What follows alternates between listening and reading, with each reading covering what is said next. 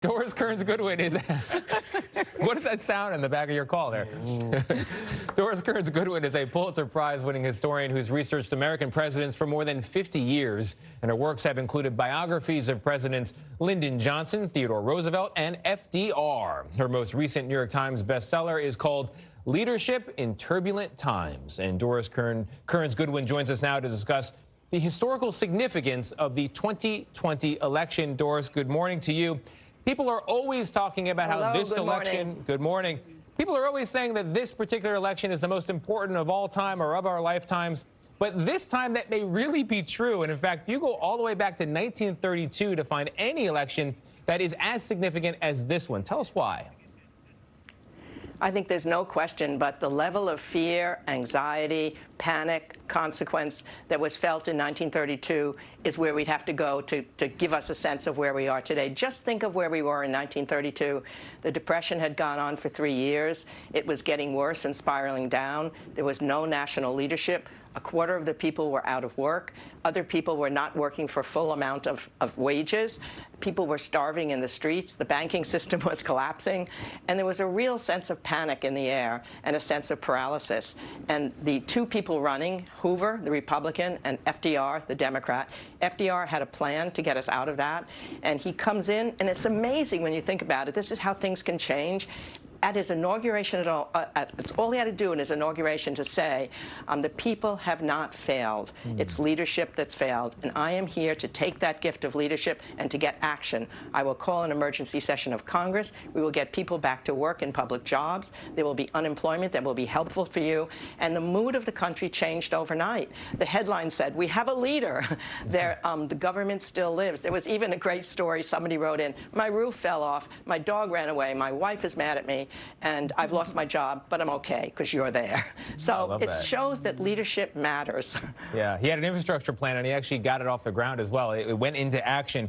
Division is something on a lot of voters' minds this year. We're anxious about Election Day, also the day after. Stores are boarded up in many cities. We're more divided today than then. How so? What was the picture then? Why were they less divided than we are now?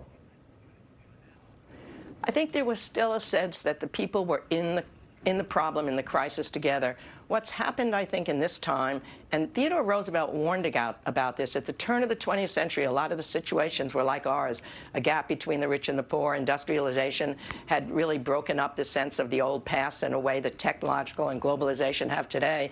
And he warned that democracy would founder if people in different regions, sections, and classes began seeing each other as the other rather than as common American citizens.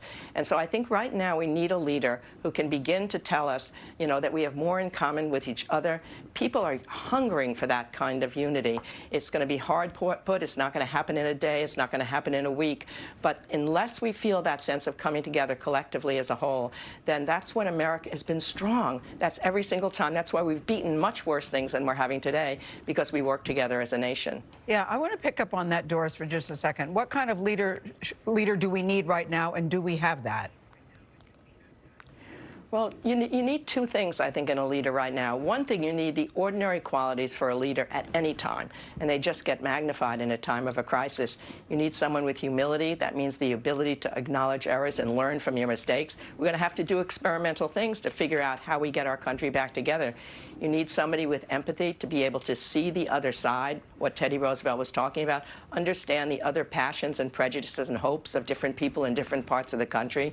You need somebody with resilience, because we're going through a crisis. You need that kind of courageous optimism that FDR had. You need somebody whose ambition is not just for self, but for the greater good. Somebody who can build a team with all sorts of people around him, who can argue with him and question his assumptions. And you need somebody whose word can be trusted. That's one of our problems today, the level of trust in the word of our government. But the greatest chance we have for that, when you see these huge numbers voting right now, that means that people are beginning to put trust back in the system. And maybe the government won't seem like a foreign body if they themselves are engaged and active. So that's where I bet my hope on this election. Of those qualities you named, which one of those qualities does President Trump have at this time? It's hard to see, to be honest. I mean, what he's been able to do is to mobilize his voters. He's out there in the field. He's got energy. I would say energy is one of the qualities that you need, vitality, and he certainly has that. But the biggest quality that we need from him right now is to be able to see the other side and go beyond his base.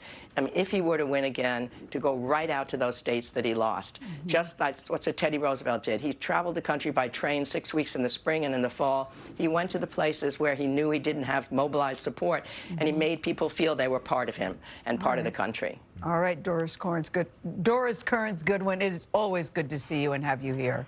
I love picking your brain. Thank you. Ahead,